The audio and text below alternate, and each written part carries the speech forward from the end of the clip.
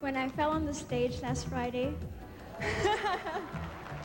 Tonight, Proudly Filipina presents a one-of-a-kind beauty queen who has stood up for all the women who have fallen on and off the stage. Hi, this is Dr. Vicky Bello. I am a mother, a cosmetic surgeon, and a very proud Filipina. Coincidence lang na dumating si Miss Els dito, and they're discussing the procedure that she's gonna get, and apparently it's Botox. The proud Filipina displays immeasurable strength and spirit in the face of many adversities. One of them has made her mark for being recognized as one of the most beautiful women in the world. The other, for making beauty and glamour a reality for many who aspire for it. I'm DAPHNE Paez. Join me as I get up close and personal with two remarkable women whose independence and wisdom shine through.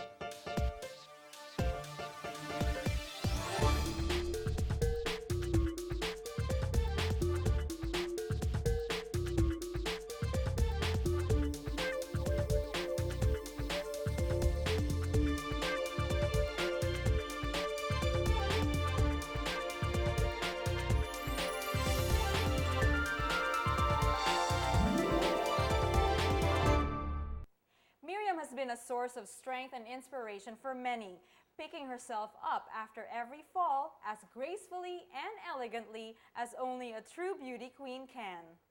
Now, what have you stood up for recently? When I fell on the stage last Friday.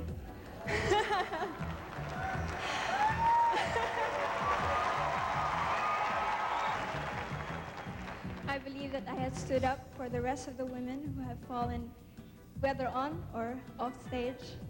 It was Miriam Qiambao's legendary fall during the 1999 Miss Universe beauty pageant that caught the attention of the world. Courage and strength of being a woman, of being who I am. Was that the moment that you think made you win? It was the moment, no, standing up was what made me win. Standing up From that fall was what made me win. Oh my God.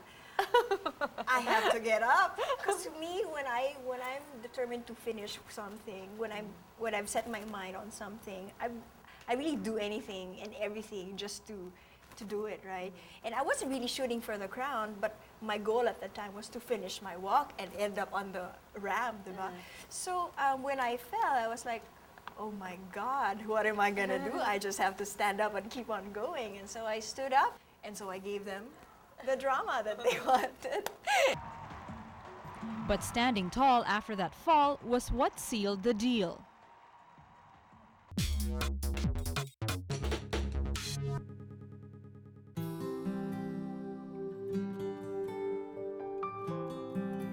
"32-year-old Miriam is the eldest of two children. Can you tell us what you were like when you were growing up? What were you like as a kid? I was more outgoing in my village where I have friends. And outgoing in the sense that we would go on adventure trips. Bata pa yan, napansin ko na. She has her own mind. Pag kinagagalitan mo, she speaks her own mind. Eh, hindi naman siya yung sumisigaw sa'yo, but she says what she has on her mind. Miriam's upbringing taught her early on that some things are more important than what meets the eye. Were you always as poised as you are now? Actually, I wouldn't know. My parents raised us in a way that we don't necessarily put so much attention to ourselves. The values that they instilled in us would be about, going to school and then working after school, She attended the School of the Holy Spirit through her elementary and high school years. True to form, Miriam went to college and took up physical therapy at the University of Santo Tomas. It was during this time that people started recognizing her beauty queen potential. When I went to college, because I had a professor who would always tell me, you know what, you're bagay with Binibining Pilipinas. And I'm like, what am I going to do there? I'm going to make pa-cute. But there were already classmates telling me na, oh, pwede ka maging model. Because at that time, I was already thin and tall. So, merong mga nagsasabi. She was first here. Such as one former professor who urged her to join Miss Physical Therapy. During Miriam won first runner-up. First year I was calling her Binibining Filipina because she showed some kind of an aura that she can be a potential beauty queen. Miriam was the very demure type of a girl, but intelligent, but so refined in behavior. She would walk like a model.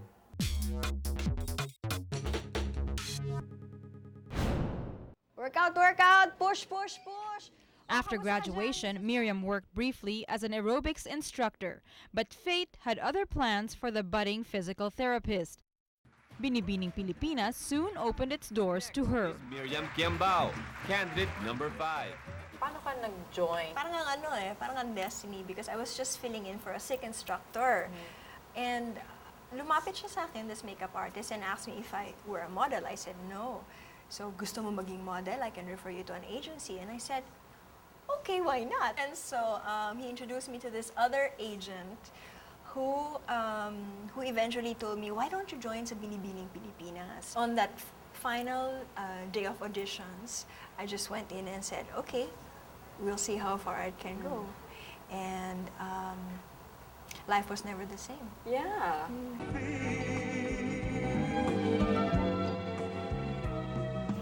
Miriam's winning form came naturally to her.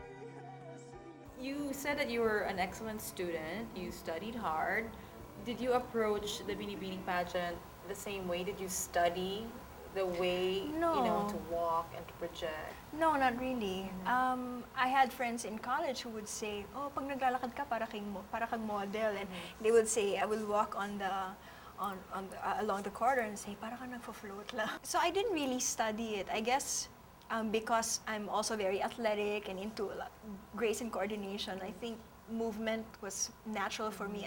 I feel that's a blessing for me. So I didn't really study it. Hi, my name is Miriam QUIAMBAO. I am 23 years old and I come from Quezon City. But conquering her stage fright proved to be something else. Actually, I wasn't that scared because I had training in dramatics club in high school. In fact, I had very, very bad stage fright in high school. And I had to push myself in order to get out from that fear, to break through that fear. And I joined the sports club and the dramatics club. And I guess those skills of the confidence that I built, exposed to that kind of artistic venture, I was able to use when I joined the pageant. So hindi ako masyadong nahiya, but I just projected that I felt very confident and very happy on stage, and I guess that shows through. Binibining Pilipinas World is Miriam QUIAMBAO. Miriam went on to win Binibining Pilipinas World in 1999.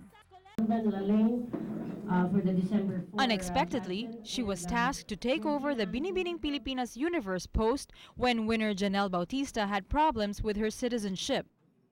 This new title sent Miriam to Trinidad and Tobago to represent the country in the most prestigious beauty competition in the world. The first runner-up and winner of a cash scholarship from Oscar de la Renta Swimwear is Philippines, the 1999. I realized I made a mistake. I was mistaken about the person that I ended up marrying. I've come to terms with myself and said, it's okay.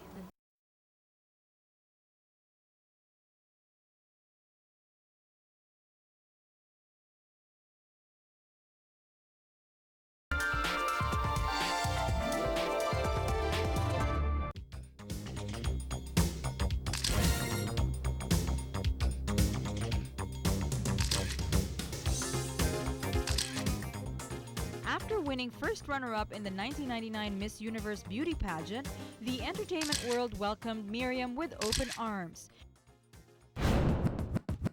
She began her TV career as co-host of Unang Hirit, a morning show of GMA. Mga kaibigan, pagkatapos sa ilang buwang paghahanap, eto na po siya ang aking bagong makakasama sa show, Miriam QUIAMBAO. Later, she became the co-host of Paolo Bediones in Extra Extra. At hindi lang yan, sinubukan din niya maging isang demo girl sa mall. Kaya tutok lang at walang lipatan ng channel. Ako po si Miriam QUIAMBAO. Paolo Bediones naman po. At ito pa rin ang Extra! Extra! I remember when I found out that Miriam was going to be partnered with me in my daily show. I was both excited and at the same time, I was a bit doubtful. I hadn't seen her work on TV much, and from what I gathered was she was still very beauty queenish, and she wanted to, be very regal all the time.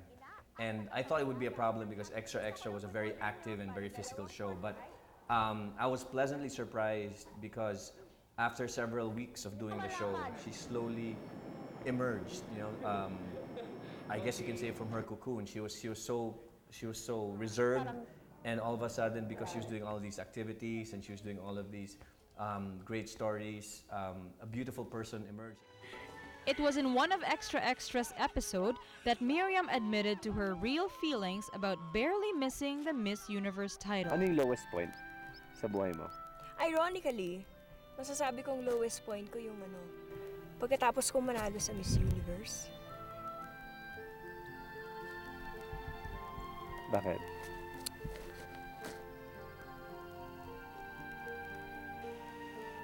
Di ba dapat masaya ka nung nanalo ka? Hindi, kasi feeling ko dati, I could have done more. Alam ko kasi marami akong magagawa. Tapos alam ko sa akin yun.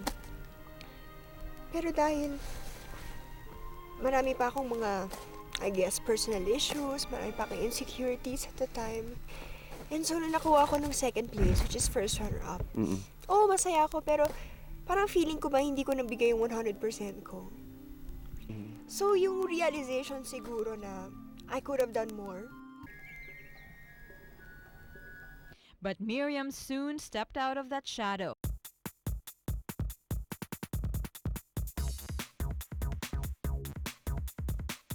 Miriam and Paolo went on to host Extra Challenge, a pioneer reality show on primetime television. The two of them made a dynamic and memorable combination. Kami ni mga kapuso dito sa GMA at ito ang Matchnurin series ng Extra Challenge!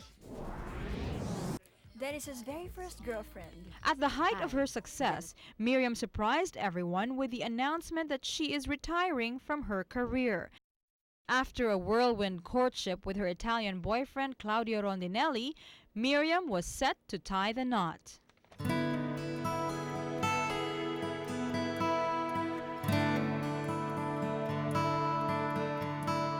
They held their dream wedding in Boracay, in the company of family and close friends.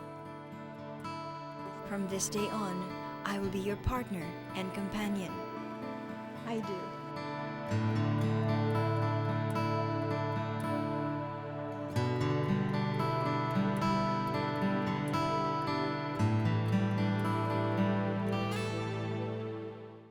Dito nagla-lounge ang asawa ko for sunbathing. Ang ganda! This is our studio.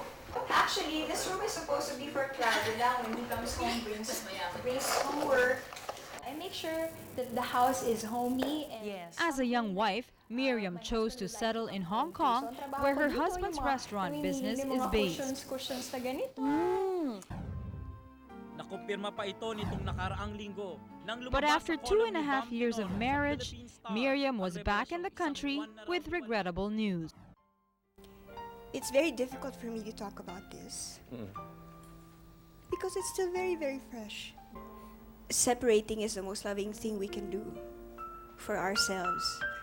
Do you consider what happened to you, was it last year or 2 years ago? Is that a failure? And did you get up right away? I will have to say I was mistaken. Made a mistake. There are times when we think at the best of our ability at the time is the best decision to do, right? But I realized I made a mistake. I was mistaken about the person that I ended up marrying.